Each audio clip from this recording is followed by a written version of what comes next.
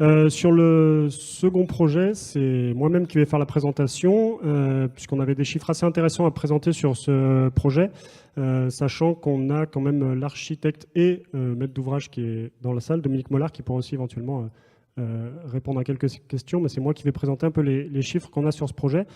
Donc c'est la Maison des Aînés à Montbrison, c'est un petit habitat semi-collectif. Donc il y a aujourd'hui 2 maisons qui ont été construites. La première a été faite en 2010, certifiée passive.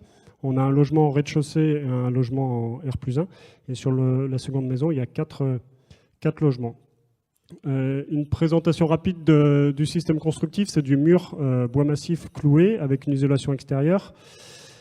Toiture 500 mm de ouate de cellulose, menuiserie triple vitrage. Une petite particularité aussi, donc la dalle, c'est une dalle béton, mais posée sur radier, ce qui permet d'éviter tout pont thermique de bas de dalle qui est souvent problématique en maison très performante. Une autre particularité, c'est le plancher intermédiaire qui est mixte bois-béton. Donc c'est un plancher, c'est des prédales bois cloués sur lesquels on vient couler une dalle, ce qui apporte un intérêt acoustique et surtout d'inertie thermique, on va le voir. Et sur l'inertie thermique, puisque c'est souvent la question en construction bois. Donc là, sur ce projet-là, on a le plancher bas qui est effectivement en béton, le plancher intermédiaire qui est mixte.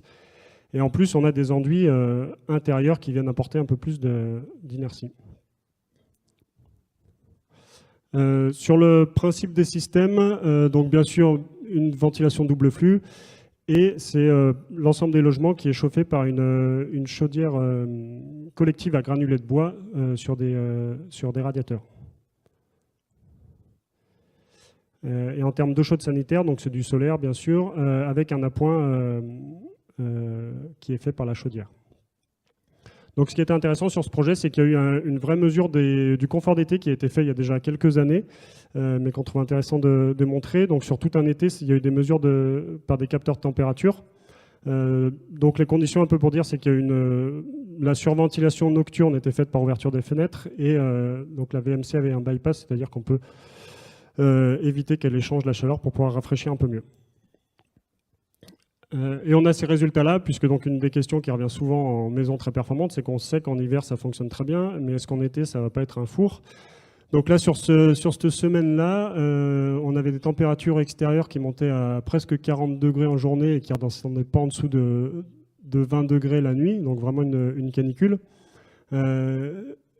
Là, on a le séjour au rez-de-chaussée et au R+1, donc on voit que le R+1 est un peu plus défavorable, notamment parce qu'on suppose qu'il y a une surventilation nocturne qui est un peu moins bonne. On le voit d'ailleurs au bout d'un certain jour, donc on voit bien que ça monte un peu en journée, ça redescend bien la nuit. La surventilation nocturne, elle est utilisée, elle est efficace. Peut-être pas suffisamment, parce qu'on voit que finalement, sur toute la période de canicule, ça monte quand même un peu par palier. Mais malgré tout, sur cette semaine très chaude, en intérieur de logement, on reste plutôt en dessous de 26, avec quand même un pic à 28-29, mais c'est pas catastrophique, loin de là. Sur une semaine un peu plus normale d'été, là où on a des températures qui oscillent entre 15 et 30, là, a priori, aucun problème, on reste entre 23 et 26. Une dernière courbe, c'est pour présenter un point qui peut être problématique, c'est le local technique, où on a le ballon solaire, où là, pour le coup, le ballon solaire apporte un apport de chaleur énorme, même s'il est bien isolé, il a quand même un peu de déperdition. Et dans le local technique, on pouvait monter à 34, presque 35 degrés. Et comme ce local technique, même s'il était un peu isolé de l'intérieur, il pouvait transmettre de la chaleur vers l'intérieur. C'est un problème à bien prendre en compte.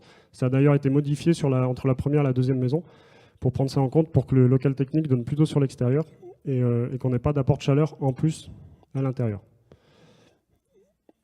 Voilà pour la partie un peu confort d'été. Sur le bilan énergétique de ce bâtiment, donc là on a à gauche la partie prévisionnelle qui a été calculée avec le PHPP, donc c'est l'outil de calcul pour les maisons passives. Ce qu'on voit en bleu en dessous, c'est donc la production photovoltaïque. Je crois que je ne l'ai pas dit, qu'on avait donc la toiture qui était recouverte de panneaux photovoltaïques qui amène une production électrique. En orange, électricité auxiliaire, donc c'est ventilation, tout ce qui est pompe de circulation. En gris, donc on le voit très largement majoritaire, c'est tout ce qui est électricité hors auxiliaire.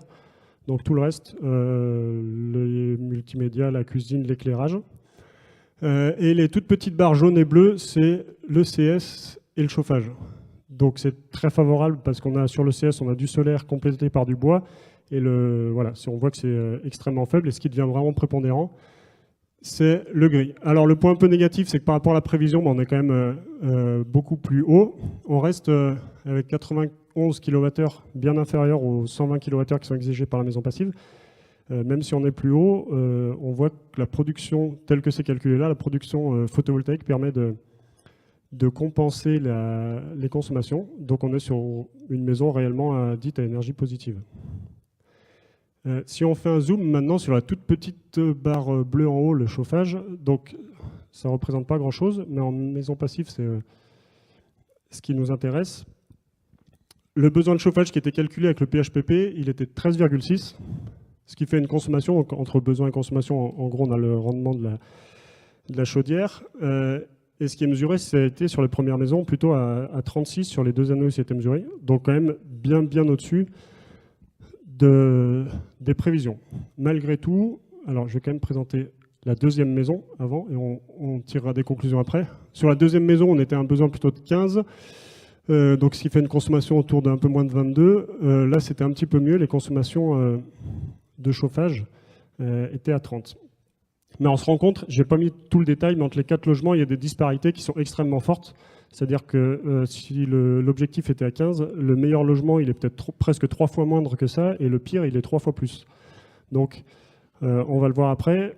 La moyenne est à 15, mais selon l'utilisation qu'on fait des logements, on peut avoir des disparités énormes. Ce qui explique notamment voilà, qu'on est beaucoup plus élevé que la prévision. Donc, d'où est-ce que ça vient? Ça vient probablement de la température de consigne. On a notamment des occupants qui sont des personnes âgées. Ça, pour expliquer rapidement, c'est une courbe théorique du besoin de chauffage en fonction de la température de consigne. On voit que si on est à 20 degrés en intérieur, bah, pas de problème, on est en dessous des 15 kWh qui sont exigés par le PHPP. Maintenant, si on est un peu frileux ou qu'on a envie de se promener tout le temps en t-shirt, on chauffe à 25, on double la consommation, et même plus. Donc c'est pour expliquer qu'une maison passive, en théorie, selon l'usage qu'on en fait, les consommations peuvent beaucoup varier. Mais même sur une maison très performante, si ces consommations elles varient beaucoup, est-ce que finalement ça a un impact? C'est la question qu'on peut se poser. Sur un logement, la première maison, donc c'est des logements d'à peu près 67 mètres carrés. En théorie, si on est à 20 degrés, le PHPP nous dit, si tout va bien, vous serez à 13 kWh par mètre carré par an. Ça fait avec la chaudière à granulés une facture énergétique de 6 € par mois. Maintenant, si on se chauffe à 25 degrés, donc c'est vrai qu'on va doubler du coup la facture énergétique. Mais si on double la facture énergétique, on va être à 12 € par mois. Donc on voit que même en doublant, même en prenant en compte ce qu'on peut appeler l'effet rebond, donc l'effet rebond, c'est les gens se rendent compte qu'ils consomment peu, donc ils se chauffent très fortement en hiver où ils laissent les fenêtres ouvertes. Je dis pas du tout c'est ce qu'il faut faire, hein, mais ça peut arriver. Et ben on se rend compte que l'impact finalement il sera pas catastrophique parce qu'on est tellement performant que de toute façon on restera dans des consommations qui sont très raisonnables. Donc là c'est plutôt la réalité, c'est qu'aujourd'hui, la facture énergétique, elle est plutôt effectivement à 145 € par an, ou 12 € par mois. Donc ça reste très raisonnable. Voilà, présentation rapide de ce projet, ça me permet de laisser la place à la présentation suivante.